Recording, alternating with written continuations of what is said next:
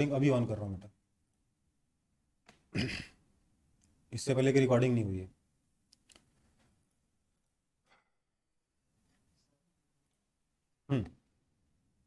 आगे बढ़ते हैं फिर। एक सिंपल सा एग्जांपल सॉल्व करिए।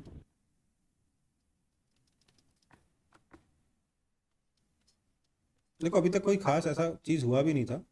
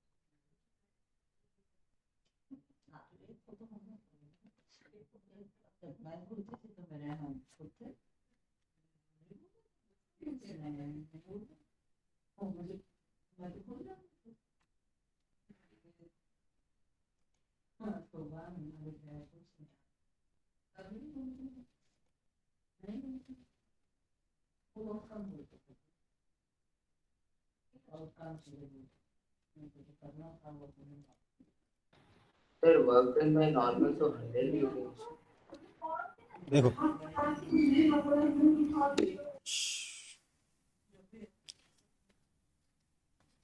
ये ए है, इस पे 10G, ऊपर N1, इधर 100,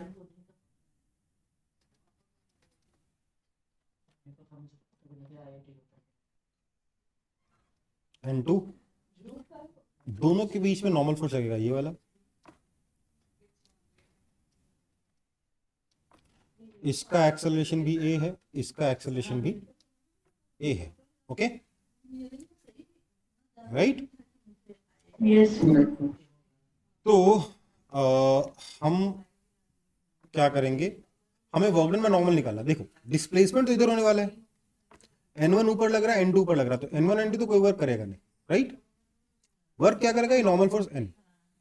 क्या होगा, B पर नॉर्मल फोर्स राइट में लग रहा है, डिस्प्लेसमेंट भी राइट में हो रहा है, तो B पे नॉर्मल फोर्स पॉजिटिव वर्क करेगा, और A पे नॉर्मल फोर्स लेफ्ट में लग रहा है, डिस्प्लेसमेंट राइट में हो रहा है, इसलिए A पे नॉर्मल फोर्स नेगेटिव वर्क करेगा। आया ना। लेकिन मुझे निकालना है क्या, नॉर्मल फोर्स वर्क डन में नॉर्मल फोर्स ऑन B, तो मतलब पॉजिटिव वाला निकालना, राइट।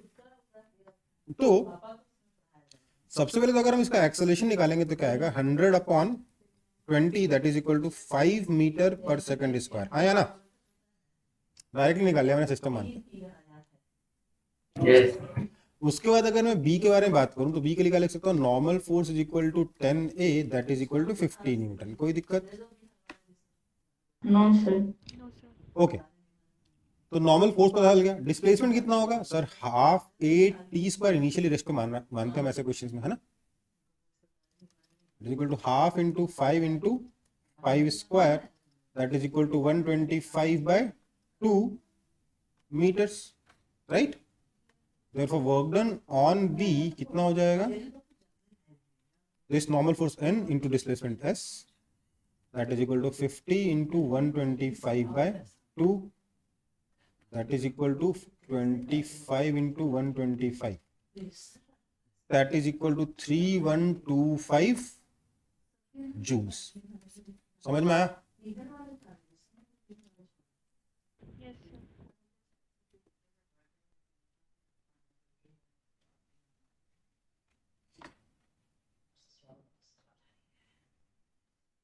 कॉपी हो गया? सर मुझे लगा वो वाला नॉर्मल फोर्स जो ग्राउंड लगा रहा है वो तो वो तो जीरो वर्क करेंगे ना, तो सोचना तो पड़ेगा कि और भी कोई नॉर्मल फोर्स है। Yes. चलो आगे बढ़े।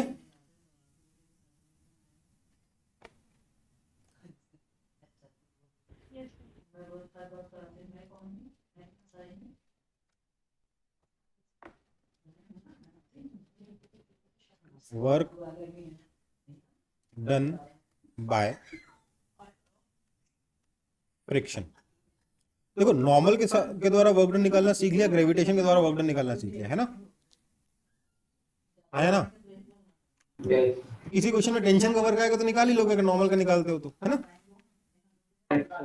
चौथा फोर्स फ्रिक्शन है, फ्रिक्शन देख लेते हैं, राइट? तो सीधा सा एग्जांपल है,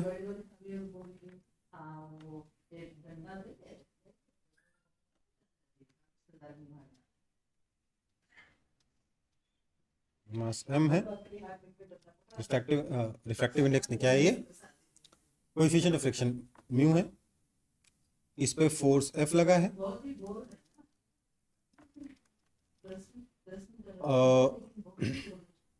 find work done by friction when block is displaced by s। जब ब्लॉक का डिस्प्लेसमेंट s हो जाएगा था हो जाएगा तो वर्क डन बाय फ्रिक्शन कितना होगा बताइए फटाफट।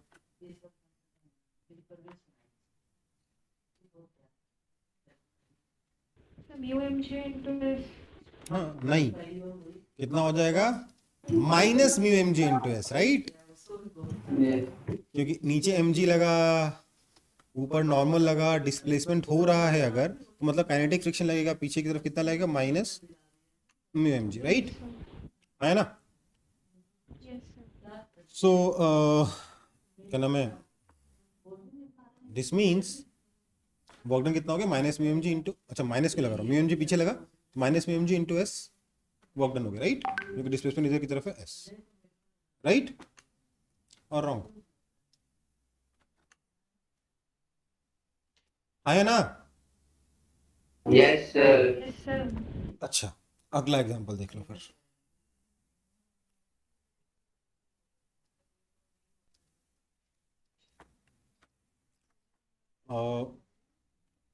देखो एक बड़ा ही इंटरेस्टिंग केस है, work done by static friction कितना होगा?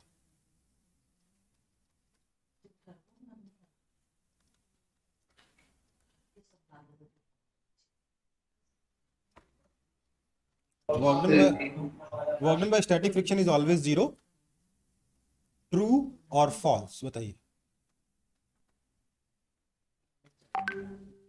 Sir, false. कैसे? स्टैटिक फ्रिक्शन कब लगेगा, जब कोई डिस्प्लेसमेंट नहीं हो रहा होगा, कोई स्लाइडिंग नहीं हो रही, कोई मोशन नहीं हो रहा होगा, राइट? Yes. तो डिस्प्लेसमेंट नहीं है तो वर्क डन कितना होगा? Yes sir. ट्रू होगा ना ये? Yes sir. फॉल्स। कैसे?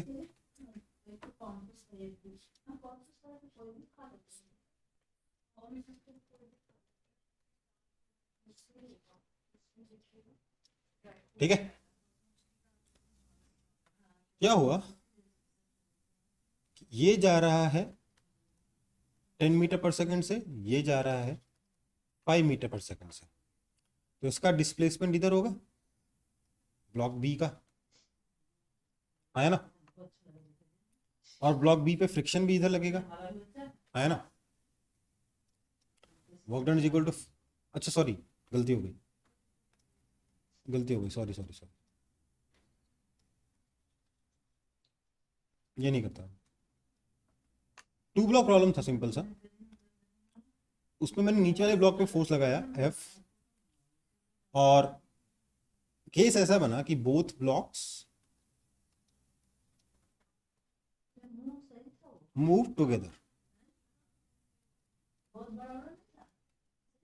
तो क्या होगा, इसका डिस्प्लेसमेंट भी एस होगा, इसका डिस्प्लेसमेंट भी एस होगा, है ना? है ना? Yes, sir. लेकिन बी के बारे में सोचो, बी पे फ्रिक्शन फोर्स आगे लगेगा तभी तो ये आगे जाएगा, और ए पे फ्रिक्शन फोर्स यस सर। पीछे लगेगा, तो वर्क डन ऑन बी कितना हो जाएगा, friction into displacement which is not equal to zero, yes और नो? Yes. अच्छा, लेकिन एट द सेम टाइम अगर मैं वर्क डन ऑन ए निकालूंगा तो कितना आ जाएगा, minus friction into displacement, right?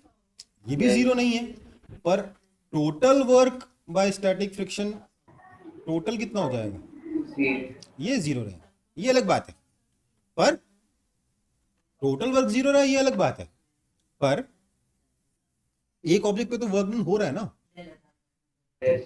So work done by static friction is always zero, ये गलत कहा है, गलत बात है। Work done, static friction work कर सकता है हाँ, अगर आप दोनों सरफेसेस का वर्क कंबाइन कर लोगे तो it is always going to be zero. Okay बेटा, नेटवर्क हाँ नेटवर्क नहीं बोलना चाहिए इसे, मतलब क्योंकि नेटवर्क तो एक ऑब्जेक्ट पे भी हो सकता है, वर्क डन ऑन ए, है ना। नेटवर्क का कुछ और मीनिंग हो सकता है, कई अलग अलग कंटेक्स्ट में अलग अलग मीनिंग हो सकता है। मैं कह रहा हूं कि work done by friction, total work done of friction on both the surfaces, static friction on both the surfaces is always going to be zero। पर किसी एक ऑब्जेक्ट पे स्टैटिक फ्रिक्शन वर्क कर सकता है, इसलिए स्टैटिक फ्रिक्शन का work हमेशा जीरो मानना गलत बात है। ओके बेटा, और ऐसे क्वेश्चन आते हैं बेटा, ये कॉन्सेप्ट रोटेशन में भी यूज होता है, ठीक है। मैंने बोला था ना फ्रिक्शन का हर एक कॉन्सेप्ट रोटेशन में आएगा। इनफैक्ट मैकेनिक्स में जितनी भी चीजें आप पढ़ रहे हो, रोटेशन में उसमें से एक एक कॉन्सेप्ट यूज होगा, इसीलिए रोटेशन लोगों को डिफिकल्ट लगता है। मैकेनिक्स का एक भी पार्ट अगर वीक है तो पूरा रोटेशन वीक हो जाता है, ठीक है। और रोटेशन से क्वेश्चंस आते हैं, काफी क्वेश्चंस आते हैं, ठीक है बेटा।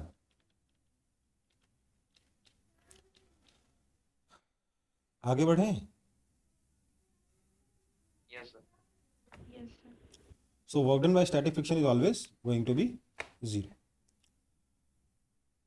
ये फॉल्स है, टोटल वर्क जीरो होगा अगर दोनों सरफेसेस का मिला लोगे तो, दोनों सरफेसेस पे होने वाला वर्क मिला लोगे तो। आप ऐसा सोचिए, एक चीज और बता देता हूं, लिखवा भी दूंगा थोड़ी देर में, कि फ्रिक्शन का अगर दोनों सरफेसेस को मिला के अगर आप वर्क लिखोगे तो या तो वर्क जीरो होगा या नेगेटिव होगा। क्यों? क्योंकि फ्रिक्शन से हमेशा एनर्जी का लॉस होता है, कभी गेन नहीं हो सकता। जब दो चीजें रगड़ेंगी तो साउंड प्रोड्यूस होगा, यस और no.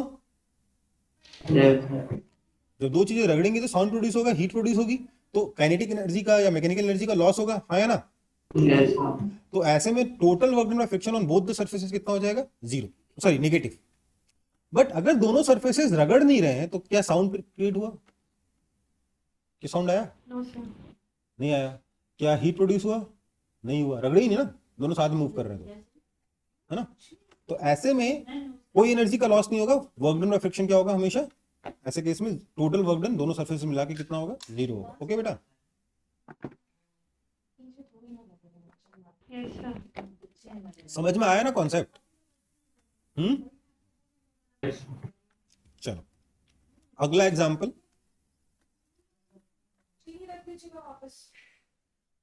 Combined work by friction, by kinetic friction on both surfaces is always negative। True और फॉल्स? मैंने अभी लिखा दिया, क्या होगा ये, क्या होगा ये स्टेटमेंट बताइए।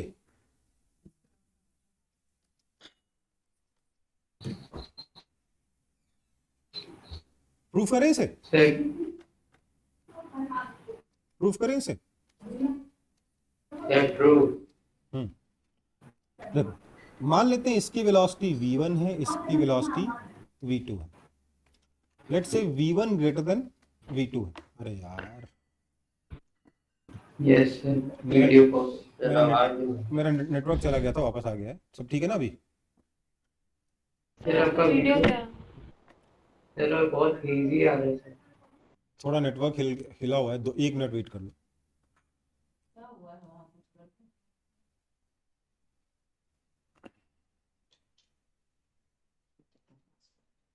सर वीडियो तो ठीक हो गया पर बहुत ही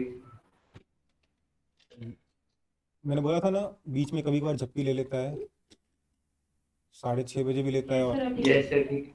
ठीक है। चलो तो मैंने केस कंसिडर किया जिसमें एक सरफेस दूसरे सरफेस से तेज मूव कर रहा है। कौन सा मूव कर रहा है मुझे मतलब नहीं, कोई एक तो दूसरे से ज्यादा होगा या इक्वल होगा। इक्वल हो तो स्टैटिक फ्रिक्शन, काइनेटिक में क्या होगा, एक की वेलोसिटी दूसरे से ज्यादा होगी, हाँ या ना। Yes, sir. इसका मतलब क्या होगा, displacement of one will be greater than displacement of two. Yes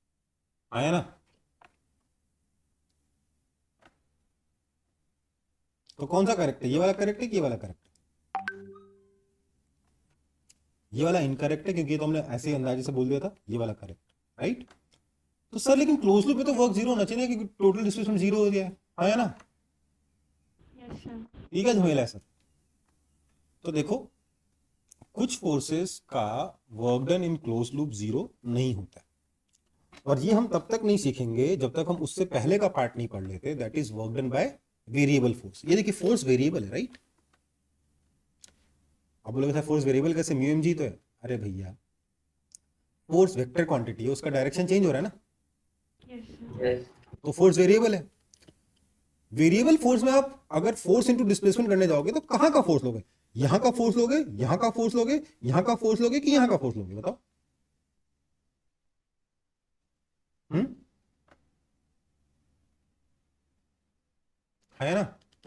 गड़बड़ है कि नहीं मामला? Yes sir.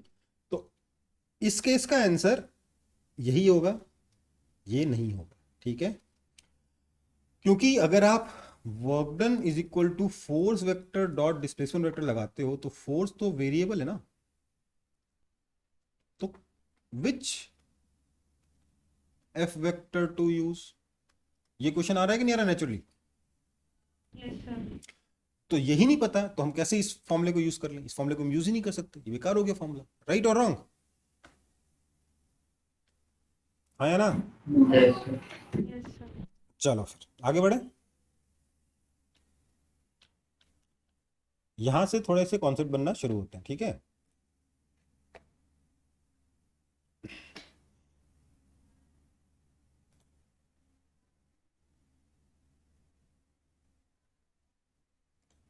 सर हाँ बेटा। सर आप आज 5:45 में क्लास एट कीजिएगा। एंड हो जाएगी, आराम से हो जाएगी। ठीक है सर। या तो ये चैप्टर कंप्लीट ही हो जाएगा पूरा, फर्स्ट पार्ट वर्क एनर्जी का। नहीं भी होता है तो नेक्स्ट क्लास में करेंगे, 5:45 पे खत्म कर देंगे। 6 बजे से मेरी दूसरी क्लास है।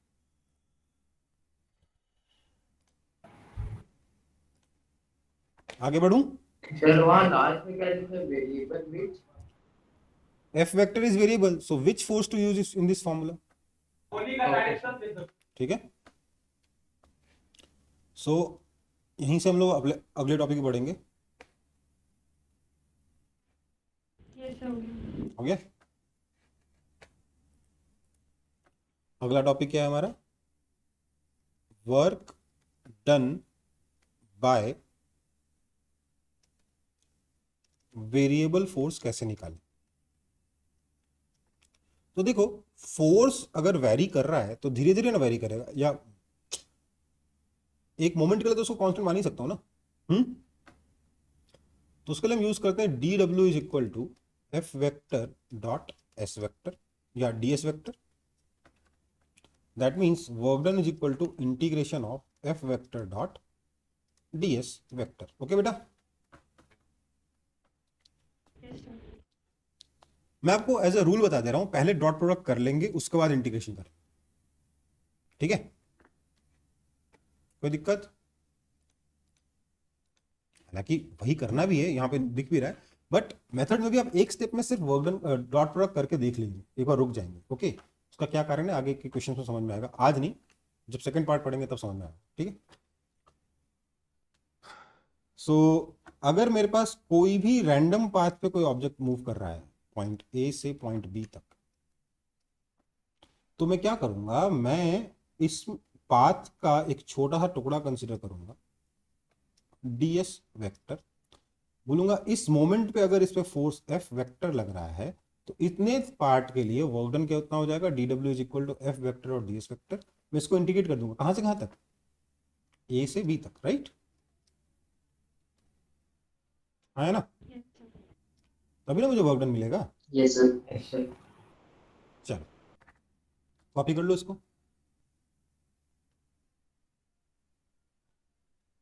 कर लिया? Yes sir. तो आगे बढ़ते हैं।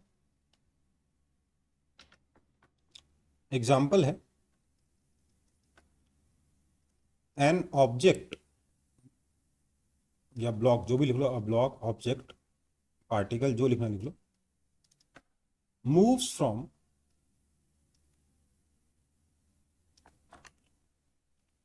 2,4 to -1,2 under the action of f vector is equal to 2x I cap minus 3y square j cap. Find the work done by the force. अब ये मैं करवा रहा हूं,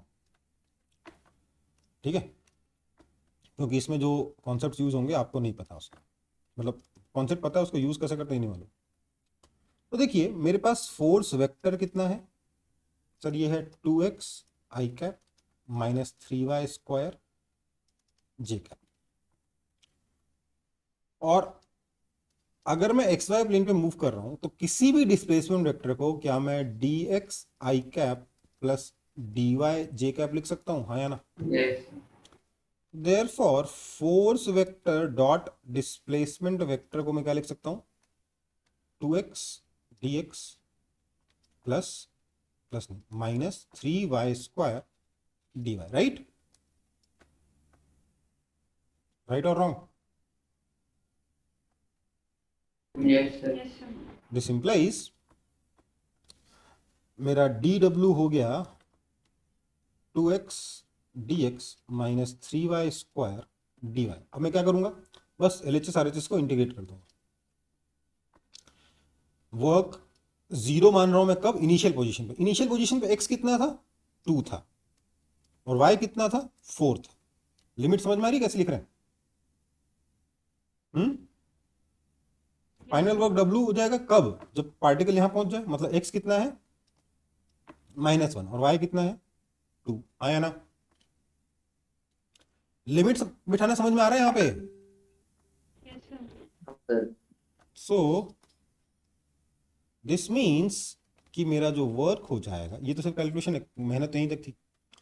वर्क हो जाएगा कितना, x square 2 to -1 minus y cube 4 to 2, that is equal to 1 square minus 2 square minus 2 cube minus 4 cube. ये हो गया -3 minus 8 minus 64 minus 56, that is equal to 53 joules answer. समझ में आया? मैंने सारी यूनिट्स ऐसा ही मान ली, इसलिए आंसर मेरा जूल्स में आ गया। ओके बेटा? Yes.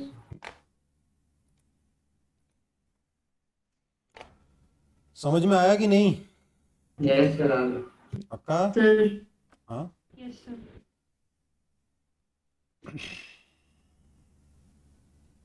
बढ़ू आगे। Sir, एक मिनट।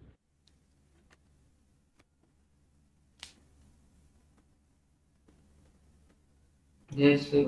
हो गया? Yes, sir. अगला example, work done by F vector is equal to Y I cap plus X J cap in moving from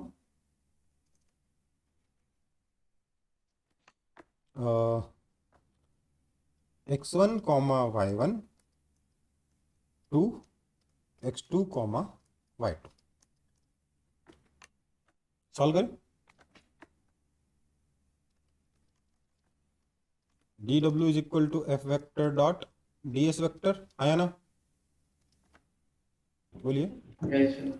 Y I cap plus X J cap dot dx I cap plus dy J cap Yes, sir. y dx plus x dy, ये कितना हो गया, dw, right? Yes, sir. अब क्या करें, इसको integrate कर दें। लेकिन अगर मैं इंटीग्रेट करने जाऊंगा या मैं फंस जाऊंगा, y का x के रिस्पेक्ट में इंटीग्रेशन और x का y के रिस्पेक्ट में इंटीग्रेशन, ये कैसे करें भाई?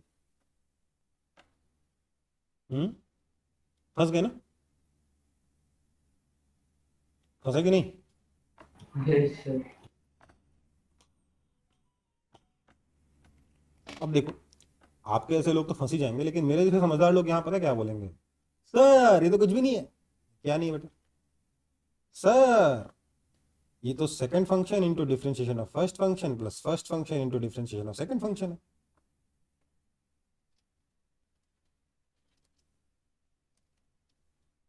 Yes, sir. आया ना?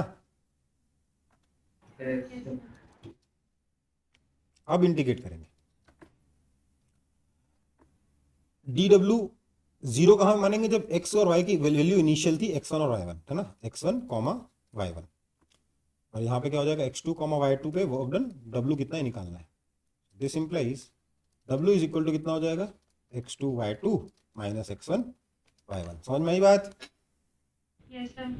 अब देखो ये चीज ना, यहां से जो यहां पहुंचे हम लोग, ये इस पार्ट में हो गया, इस क्वेश्चन में हो गया। हर क्वेश्चन में नहीं हो पाता, हर एक इंटीग्रेशन में नहीं हो पाता, हर बात थोड़ा ना चमक कुछ ना ऐसा बैठ जाएगा, राइट? इसी में अगर फोर्स को मैं वाई स्क्वायर आई कब कर देता तो हो पाता क्या? कुछ नहीं कर पाता। ठीक है, समझ में आई बात? Yes, sir. तो उन केसेस के बारे में अभी बात नहीं करनी है। ये केस भी अभी बात नहीं करनी थी, पर मेरा मन किया, मैंने बता दिया, क्योंकि मुझे पता है, समझा तो दूंगा ही। बट देख रहे हो कितना ट्रिकी हो सकता है ये, यहां से यहां पहुंचना। हर बार चमक जाएगा क्या ये? No, sir. है ना? ठीक है, आगे बढ़े। Yes, sir. Yes, sir. हो. चलो फिर, वर्क डन बाय स्प्रिंग। देखो भैया, है तो एग्जाम्पल ही, जितने भी फोर्सेस जानते हो सबका वर्क सीख लेंगे तो काम हो जाएगा ना हमारा। आया ना? Yes, sir.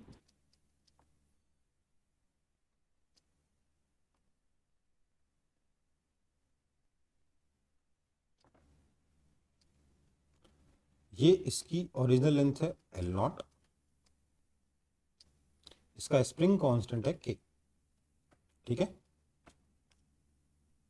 हमने इसको खींचा by applying some force and we extended the spring.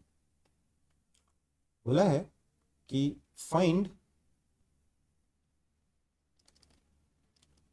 Work done by spring when it is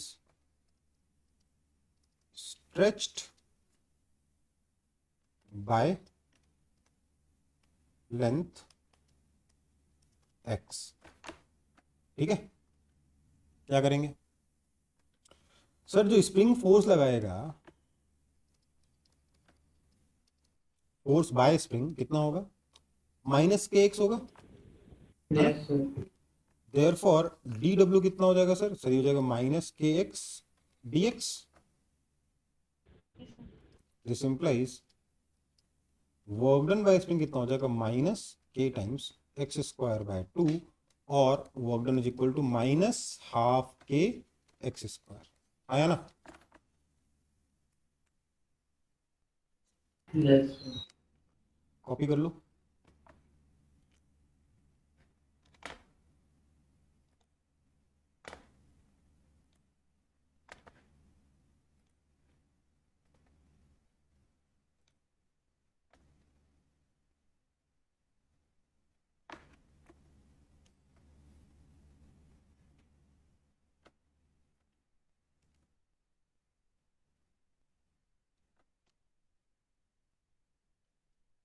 Yes, sir.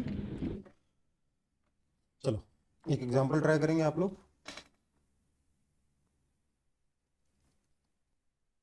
Find work done by spring of spring constant K if it is stretched from extension x to 2x। Try करेंगे सब लोग जल्दी जल्दी।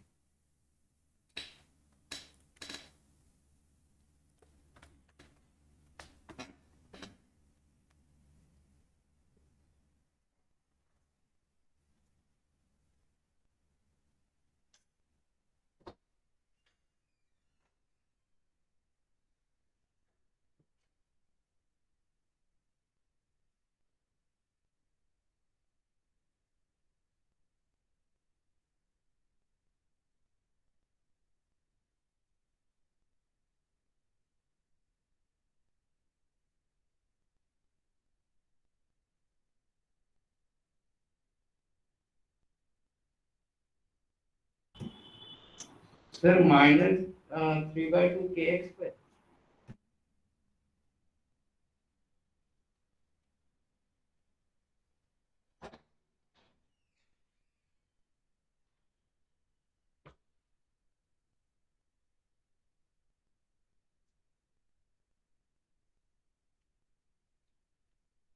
सही है answer बेटा आपका।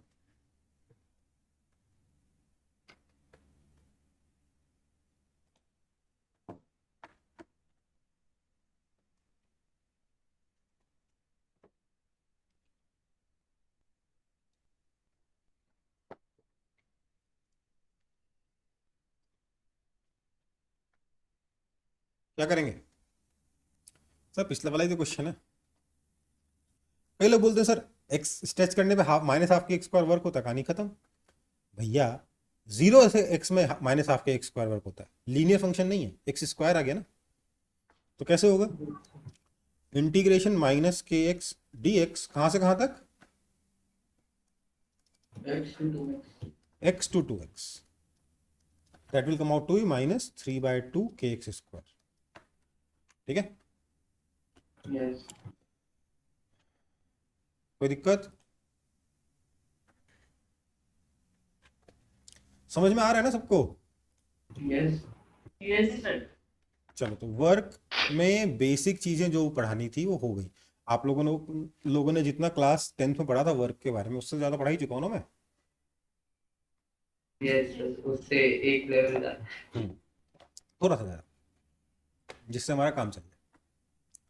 चलो, अगला टॉपिक है वर्क और एनर्जी में एनर्जी। एनर्जी क्या होता है? कोई बताएगा एनर्जी क्या होता है? सर बस एक सेकंड प्रीवियस का प्रीवियस पेज दिखाएं। Yes, sir. Ability to do work. क्या होता है? Capacity Capacity to do. To do work. जिसके पास जितनी ज्यादा एनर्जी होगी उतना ज्यादा वर्क कर पाएगा। अल्टीमेटली एनर्जी है कितना? मेरे पास एनर्जी है कि मैं 100 जूल वर्क कर सकता हूं, तो मेरी एनर्जी कितनी हो गई? 100 जूल, राइट? Yes, sir. तो यूनिट क्या हो गया? जूल ही हुआ ना। Joule. हालांकि जूल ऐसे लिखते हैं क्या? जूल ऐसे लिखते हैं। ये जूल क्या हो गया? साइंटिस्ट का नाम हो गया। ये जूल क्या हो गया? यूनिट का नाम। ये जे क्या है? साइंटिस्ट का नाम नहीं है, ये यूनिट का नाम। ठीक है, सिंपल लेटर से रिप्रेजेंट कर रहे हो तो कैपिटल, पूरा नाम लिख रहे हो तो यूनिट में क्या लिखते हैं? स्मॉल। दिस इज साइंटिस्ट, है ना? ये तो पढ़ा है ना बचपन में, क्लास 9 तो पढ़ा होगा। Yes, sir. खैर, इतना फर्क अपन को पड़ता नहीं 11th 12th में, है ना? इतनी अंग्रेजी पंडित होना है, राइट? चलो फिर हमारा अब एनर्जी कितने प्रकार के होते हैं? वैसे तो कई प्रकार के होते हैं, क्लास 10th में चैप्टर पढ़ा था sources of energy, right? Yes, sir. लेकिन फिर भी हमने एनर्जी को मेनली 2 टाइप्स में डिवाइड किया, खास तौर से मैकेनिकल एनर्जी। कौन कौन है 2 टाइप्स? सर एक तो है आपका Conventional kinetic. काइनेटिक एनर्जी को, मैकेनिक्स में दो ही तरीके की एनर्जी पढ़ते हैं, कौन कौन सी, काइनेटिक एनर्जी और पोटेंशियल एनर्जी। अब देखो पोटेंशियल एनर्जी अपने आप में कई तरीके की हो सकती है, लेकिन मैकेनिक्स में दो तरीके की पोटेंशियल एनर्जी हम लोग पढ़ते हैं। पहले काइनेटिक एनर्जी के बारे में बात करते हैं। काइनेटिक एनर्जी क्या होता है, कोई बताएगा डेफिनेशन? मेरे को फॉर्मूला नहीं चाहिए, डेफिनेशन चाहिए। Sir, बोलिए। the energy possessed by the body As a or particle during its move. Energy possessed by virtue Of its motion. Okay, motion की वजह से जो एनर्जी होती है उसको क्या बोलते हैं, काइनेटिक एनर्जी बोलते हैं। इसका फॉर्मूला क्या होता है sir, simply half M we square, यही इसकी डेफिनेशन है, राइट। अगर एम मास का ऑब्जेक्ट वेलोसिटी वी से मूव कर रहा है तो इसकी काइनेटिक एनर्जी कितनी होती है, half M we square, right, है ना। Yes. sir, पोटेंशियल एनर्जी की डेफिनेशन क्या होगी, कोई बताएगा? the energy possessed by the state of the body or the position of the body. ठीक है, सही बोल, energy possessed by virtue of position और कन्फिगरेशन, ठीक है, समझ में आई बात? कोई दिक्कत? No, sir. Configuration. कन्फिगरेशन मतलब किस तरीके से अरेंजमेंट है, ट्विस्ट है, क्या है, सीधे रखा हुआ है। आपका जो ऑब्जेक्ट है उसका भी तो साइज होता है ना। Yes, sir. उस ऑब्जेक्ट, मान लीजिए ऑब्जेक्ट तीन डिफरेंट पार्टिकल्स के पड़े का बना है, वो तीनों पार्टिकल्स एक दूसरे के रेस्पेक्ट में कैसे कैसे रखे हुए हैं, है ना, Yes, sir. कितनी दूरी पर है, कितने एंगल पर है, इन सब चीज़ों पे भी डिपेंड करता है कौन सा एनर्जी, पोटेंशियल एनर्जी, राइट। अब देखो ये जो पोटेंशियल एनर्जी है ये भी वैसे तो कई तरीके की होती है, हमको मैकेनिक्स में दो पोटेंशियल एनर्जी पढ़नी है, कौन कौन सी?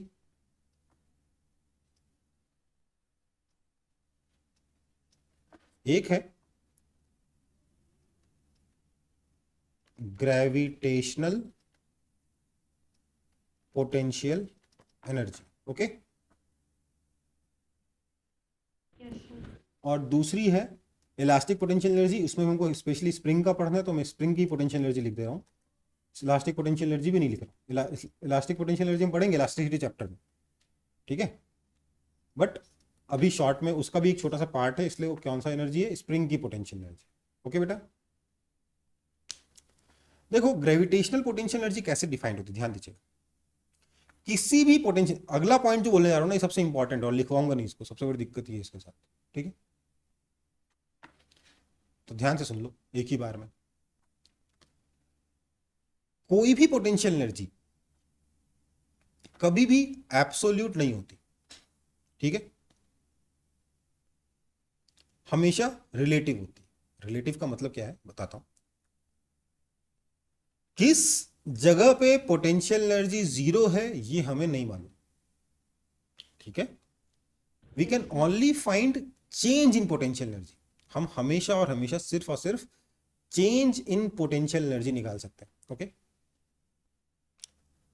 हाँ, अगर हम किसी एक पोजीशन पे या एक सिचुएशन में, हम एक कॉन्फ़िगरेशन पे, एक सिचुएशन में, एक पोजीशन पे अगर हम पोटेंशियल एनर्जी को जीरो मान लें तो उसके बाद जो चेंज निकालेंगे वही पोटेंशियल एनर्जी हो जाएगा, हाँ या ना।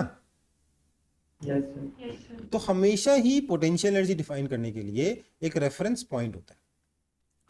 तो ग्रेविटेशनल पोटेंशियल एनर्जी डिफाइन करने के लिए अगर मैं इस हाइट पे पोटेंशियल एनर्जी को जीरो, इस लेवल पे पोटेंशियल एनर्जी को जीरो मान लेता हूं, तो अगर ऑब्जेक्ट यहां रखा है तो पोटेंशियल एनर्जी कितनी हो गई, जीरो। अब अगर मैं इसको हाइट h ऊपर लेके जाऊंगा, इसका मास m है, तो यहां पर इसकी पोटेंशियल एनर्जी कितनी हो जाती है, mgh। इट डजेंट मैटर कि ये ग्राउंड है या नहीं है, हो सकता है ग्राउंड यहां हो, समझ में आई बात, हो सकता है ये हाइट h कैपिटल H हो, तो ग्राउंड पे ग्रेविटेशनल पोटेंशियल एनर्जी कितनी होगी, कोई अंदाजा लगा सकता है? 0. नहीं, माइनस एम जी कैपिटल है। समझ में आ गया, आई बात? क्योंकि ये Yes. मेरा रेफरेंस लेवल हो चुका है। जहां पोटेंशियल एनर्जी एक बार 0 मान ली, वहां मान ली, बाकी जगह की हिसाब से निकल जाएगी। समझ में आया? Yes, sir. समझ में आया कि नहीं आया ये वाला पार्ट? Yes. तो एक जगह पे आप किसी भी जगह पे पोटेंशियल एनर्जी को 0 मानोगे, उसको हम रेफरेंस लेवल कहते हैं ग्रेविटेशनल पोटेंशियल एनर्जी के केस में। उसको वहां से अगर एच हाइट ऊपर जाओगे तो ग्रेविटेशनल पोटेंशियल एनर्जी कितना हो जाएगा, प्लस एम जी एच। नीचे जाओगे तो minus m g h. Potential energy negative हो सकती है। काइनेटिक एनर्जी नेगेटिव हो सकती है क्या? नहीं। ओके। स्प्रिंग की पोटेंशियल एनर्जी क्या होती है? तो स्प्रिंग में देखो, वैसे तो हम कहीं पे भी पोटेंशियल एनर्जी 0 मान सकते हैं, बट एक नेचुरल सी चॉइस है स्प्रिंग में पोटेंशियल एनर्जी 0 मानने की। कौन सी होगी वो, बताइए तो? स्प्रिंग की किस लेंथ पे आप पोटेंशियल एनर्जी को 0 मानना पसंद करोगे? The normal. Contact. Natural length पे, है ना? Yes. वो ऑब्वियसली चॉइस है ना। तो इसलिए मेंशन भी नहीं करते लोग कि यार ठीक है यार, नेचुरल लेंथ पे पोटेंशियल एनर्जी 0 है, और वैसे पोटेंशियल एनर्जी कितना हो जाएगा, हाफ के एक्स स्क्वायर। और थोड़ा सा अगर आप सोचें, तो हाफ के एक्स स्क्वायर थोड़ी देर पहले आया था, minus half k x square आया था, वर्क डन बाय स्प्रिंग, जब स्प्रिंग को स्ट्रेच किया था तो। Yes. Yes. और जब ब्लॉक को एच हाइट ऊपर लेके गए तो वर्क डन कितना आया था, minus m g h. Yes. तो ग्रेविटी ने जितना वर्क किया उसका नेगेटिव पोटेंशियल एनर्जी में राइज है। स्प्रिंग ने जितना वर्क किया उसका नेगेटिव पोटेंशियल एनर्जी में राइज है, हाँ या ना? Yes, sir. Yes. खैर इस मुद्दे पे बाद में आएंगे, ठीक है ना?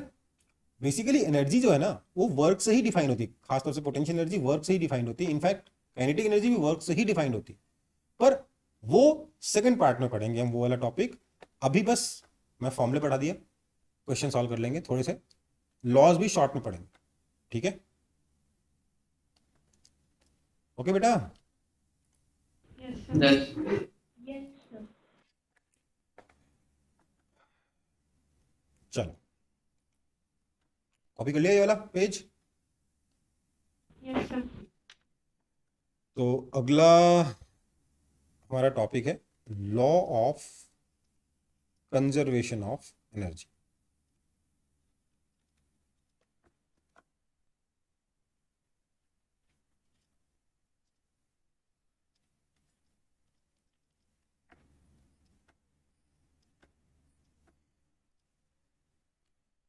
देखिए, law of conservation of energy, हालांकि ये बहुत ही गलत ऑर्डर है मेरा पढ़ाने का, बट मुझे मालूम है कि 80 से 90% क्वेश्चन इतना जो मैंने अभी पढ़ा दूंगा ना उससे सॉल्व हो जाएगा। ये लास्ट टॉपिक है इस फर्स्ट पार्ट का, क्वेश्चंस करेंगे ऑब्वियसली इसके बाद, बट थ्योरी वाइज ये लास्ट टॉपिक है।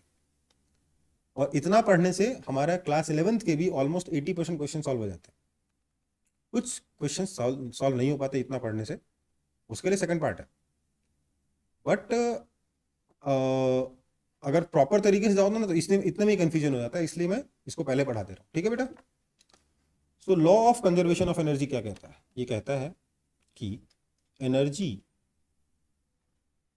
Can neither be created nor be destroyed, but it can be converted from one form to another। सबको पता है, बचपन से पढ़ रहे हैं, है ना? Yes. मुझे एक चीज बताओ, energy can neither be created nor be destroyed but it can be converted from one form to another. बढ़िया है, सिर्फ इतनी सी चीज बता दो। सर फिर आप इतनी देर से क्यों बकवास कर रहे थे कि फ्रिक्शन में एनर्जी का लॉस हो जाएगा, एनर्जी का लॉस हो जाएगा, एनर्जी का लॉस हो जाएगा, आवाज आएगी, एनर्जी का लॉस हो जाएगा, हीट प्रोड्यूस हो जाएगी, एनर्जी का लॉस हो जाएगा? क्यों बोल रहा था मैं? आप तो बोल रहे हो सर एनर्जी का लॉस हो ही नहीं सकता, ना क्रिएट कर सकते ना डिस्ट्रॉय कर सकते। Sir, what to change in the state or बात समझो, मैं जब मैकेनिक्स पढ़ा रहा हूं, I am concerned about mechanical energy. जब साउंड आया तो basically mechanical energy sound energy में कन्वर्ट हो गई, तो मैकेनिकल एनर्जी का तो लॉस हो गया ना। Yes, sir. जब हीट प्रोड्यूस हुई तो मैकेनिकल एनर्जी हीट में कन्वर्ट हो गई, तो मैकेनिकल एनर्जी का तो लॉस हो गया ना। अब हीट का मैं अच्छा डालूं क्या? ध्यान दीजिए, एनर्जी डिग्रेडेशन पढ़ा होगा आपने, पढ़ा है कि नहीं? Yes, sir. क्या होता है एनर्जी डिग्रेडेशन? एनर्जी को डिस्ट्रॉय तो नहीं कर सकते, पर अगर एनर्जी फालतू किसी घटिया फॉर्म में कन्वर्ट हो गई जिसका हम यूज ही नहीं कर सकते तो क्या फायदा, Yes, sir. है ना? तो उस प्रोसेस को conversion of energy from useful form to unuseful form is called energy degradation. Yes और नो? Yes, sir. सो अभी हम लोग मैकेनिक्स पढ़ रहे हैं, हम लोग सिर्फ और सिर्फ मैकेनिकल एनर्जी के बारे में बात करना चाहते हैं, gravitational potential energy, kinetic energy, और बहुत ज्यादा हुआ तो स्प्रिंग पोटेंशियल एनर्जी। इसके अलावा किसी चीज के बारे में बात ही नहीं करना चाहते, ठीक है? इसके अलावा किसी भी और फॉर्म में कन्वर्ट हो गया तो हमारे लिए तो एनर्जी का लॉस है ना भाई। वो एनर्जी का लॉस स्ट्रिक्टली स्पीकिंग नहीं है, बट हम लोग लूजली स्पीकिंग, लाइटली स्पीकिंग क्या बोलते थे? एनर्जी लॉस हो गई, हीट की फॉर्म में लॉस हो गई, साउंड की फॉर्म में लॉस हो गई, बोलते हैं कि नहीं बोलते?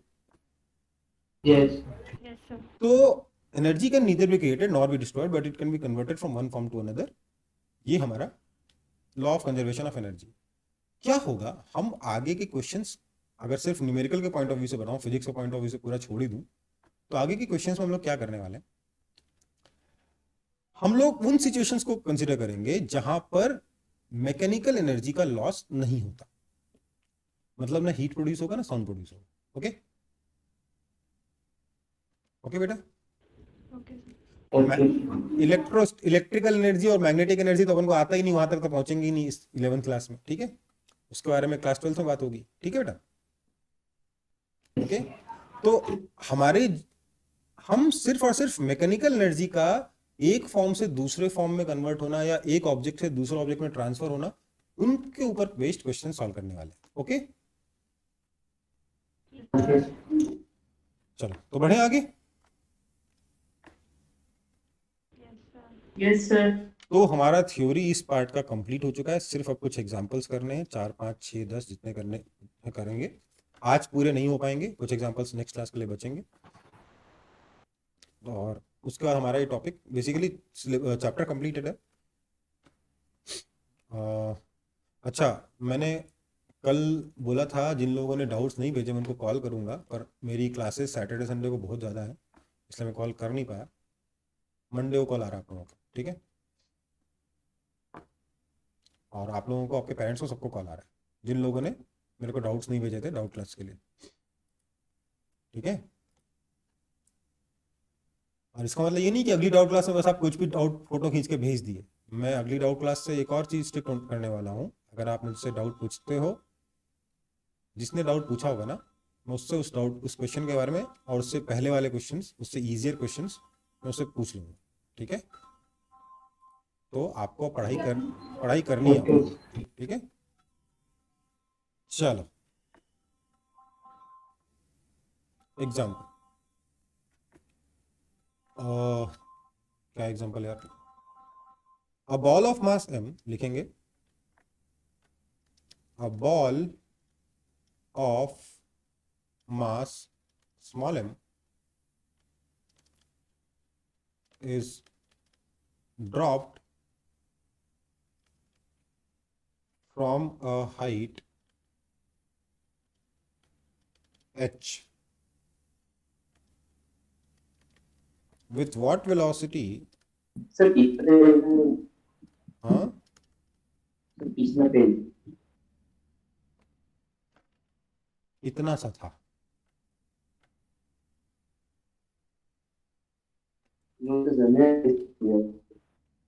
हो गया? With what velocity will it strike the ground?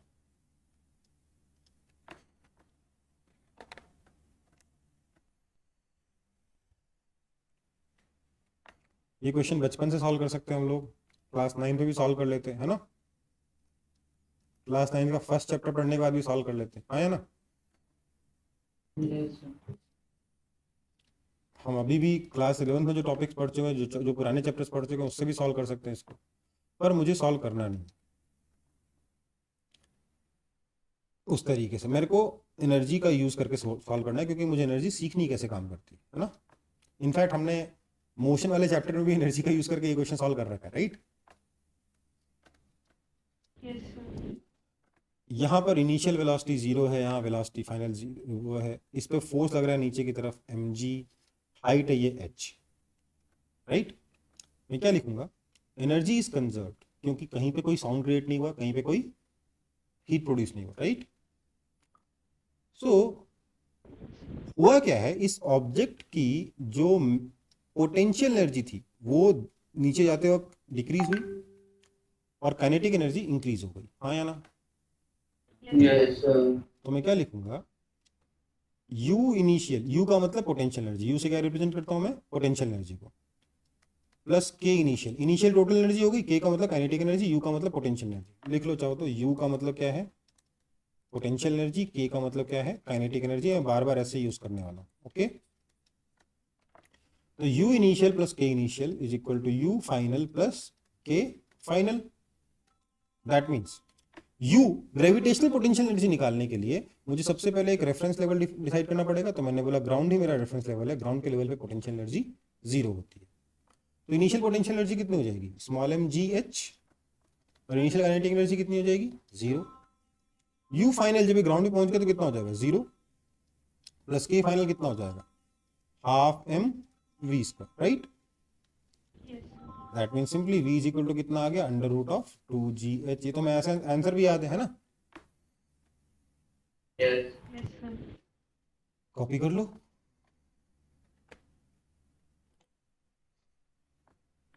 Sir, B को बोलिए। सर आप जो फाइनल ये है यहाँ पे यूज कर सर, वो तो मतलब ग्राउंड जब स्ट्राइक करेगा उसके जस्ट पहले का है। जस्ट पहले वही तो पूछा, कितनी हाँ वेलोसिटी से टकराएगा, टकराने के बाद थोड़ा पूछा, हाँ ठीक है। आगे बढ़े। Yes, sir.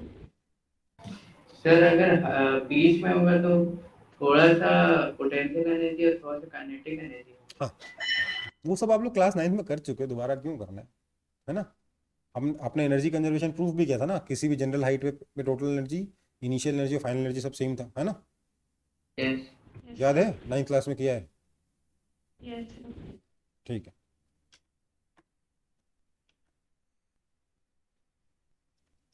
एग्जाम्पल,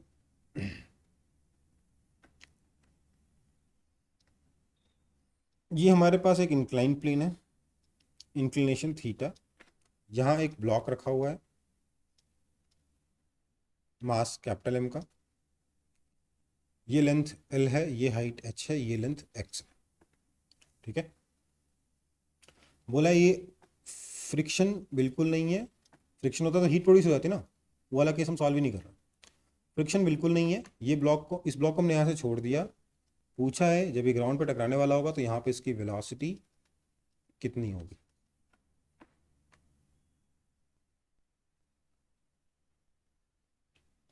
बताइए।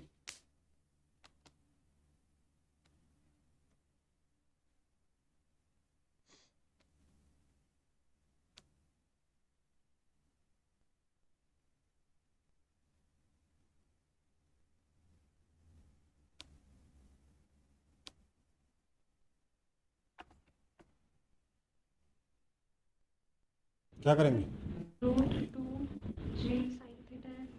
नहीं, हम बोलेंगे यहाँ पे मैं पोटेंशियल एनर्जी को जीरो मानता हूँ, और क्योंकि कोई फ्रिक्शन नहीं है, कहीं पे साउंड प्रोड्यूस नहीं हो रहा, कहीं पे हीट प्रोड्यूस नहीं हो रही, इसलिए एनर्जी विल रिमेन कंजर्व। तो U initial plus K initial is equal to U final plus K final.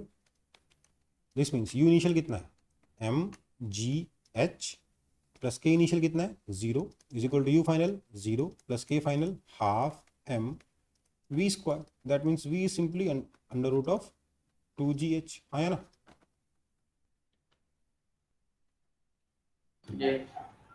समझ में आया। Yes. अगला एग्जाम्पल लिखेंगे,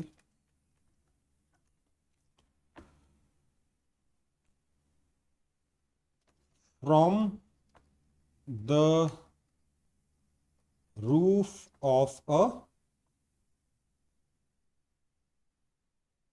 रूफ ऑफ हाइट h, किसी बिल्डिंग का रूफ है, हाइट h का है, a projectile is thrown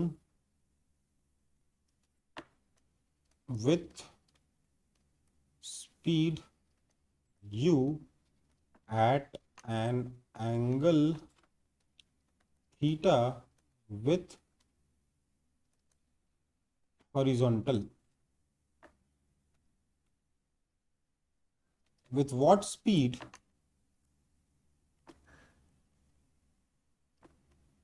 will it strike the ground? समझ में आया? हटा दूं ऊपर वाला? मेरे ख्याल से Yes. ऊपर वाला कॉपी हो गया होगा. Yes. सॉल्व करिए इस क्वेश्चन को.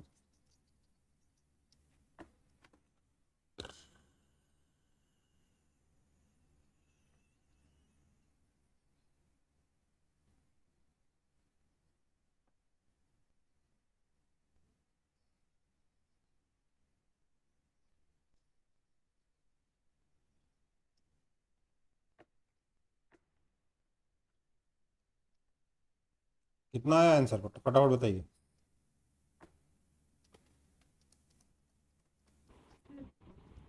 So root under u square plus 2h. ये हम ऑलरेडी याद कर चुके हैं इसको, तो हम लोग प्रोजेक्टाइल मोशन में है ना. Sir. Yes, sir. Theta angle है फेंका ऐसे का ट्र, वहां पे भी हमने एनर्जी कंजर्वेशन से यूज निकाला था, right.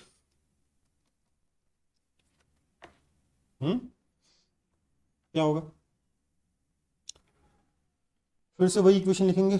u initial plus k initial is equal to u final plus k final. बेटा ये इक्वेशन लगाते हुए हमेशा सोचना क्या है कि कहीं कोई एनर्जी का लॉस तो नहीं हो रहा, मतलब कहीं कोई हीट तो प्रोड्यूस नहीं हो रही, कहीं कोई साउंड तो नहीं आ रहा है ना.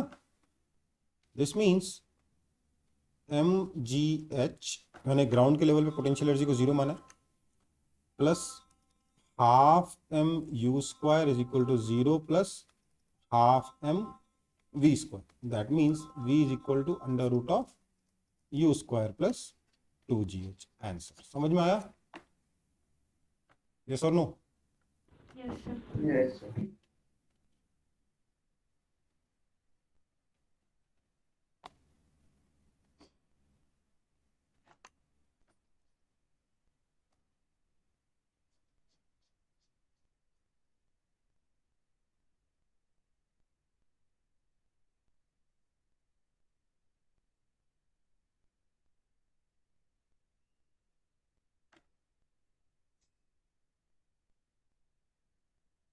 Okay sir.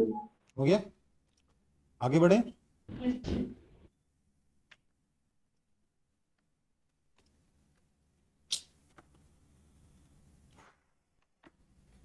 कोई दिक्कत है किसी को? चलो फिर एक और एग्जांपल, आज का लास्ट एग्जांपल है.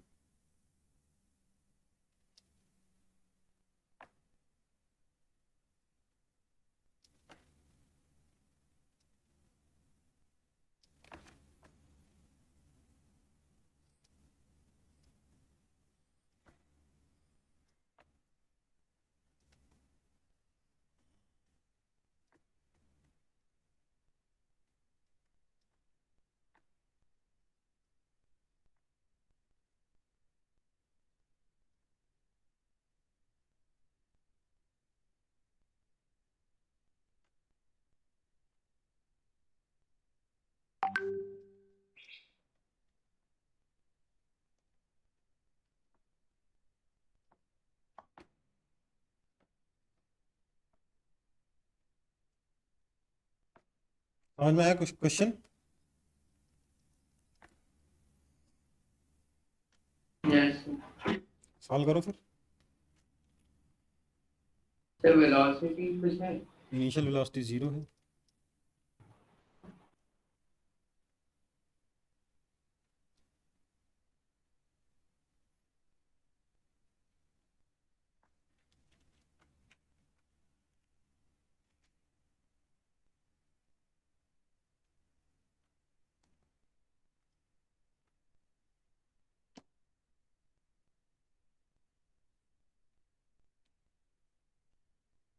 देखो नेक्स्ट क्लास में बस 3 क्वेश्चन और करेंगे, ये वाला चैप्टर खत्म हो जाएगा, सर्कुलर मोशन शुरू कर देंगे। 3 क्वेश्चन करने में हमको शायद आधा घंटा लगे, उसके बाद हम लोग सर्कुलर मोशन शुरू कर देंगे। ठीक है बेटा?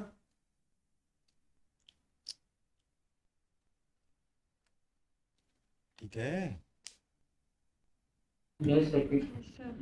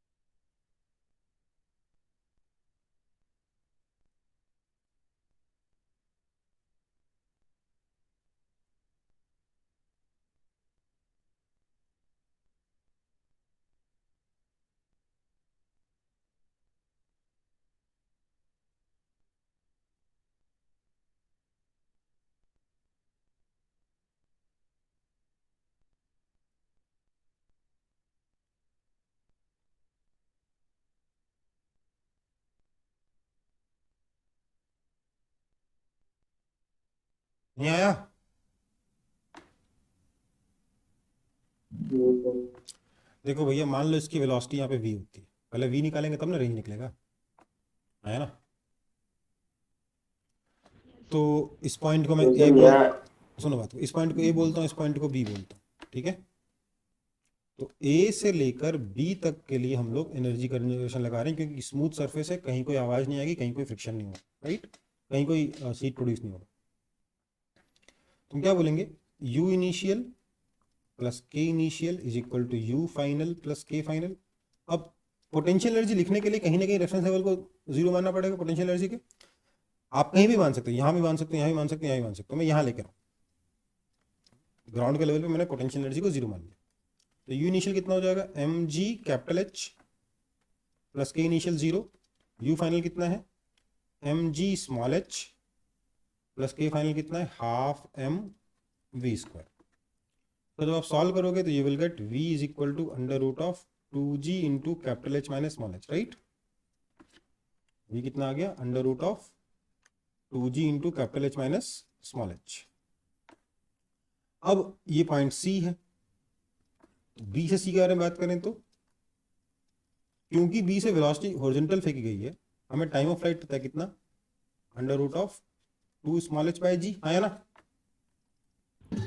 Therefore range is equal to d is equal to कितना हो जाएगा? Under root of 2h by g into v, which means d is equal to under root of 2h by g into under root of 2g into capital H minus small h. That is equal to 2 times under root of h into capital H minus small h. समझ में आई बात? Yes, sir. समझ में आई बात? ये आपका answer. कोई दिक्कत? No sir. कॉपी कर लो फिर।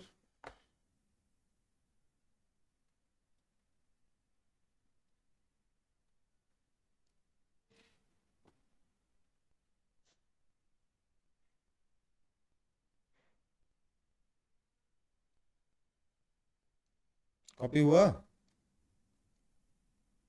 Yes Yes, sir.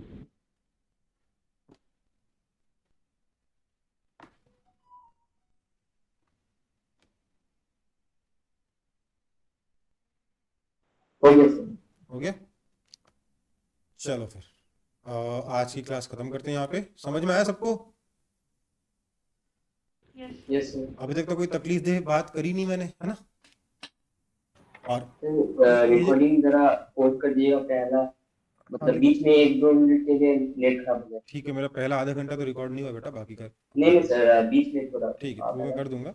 वैसे आपको बता दूं कि ये जो चैप्टर है ना, बहुत आसान चैप्टर है।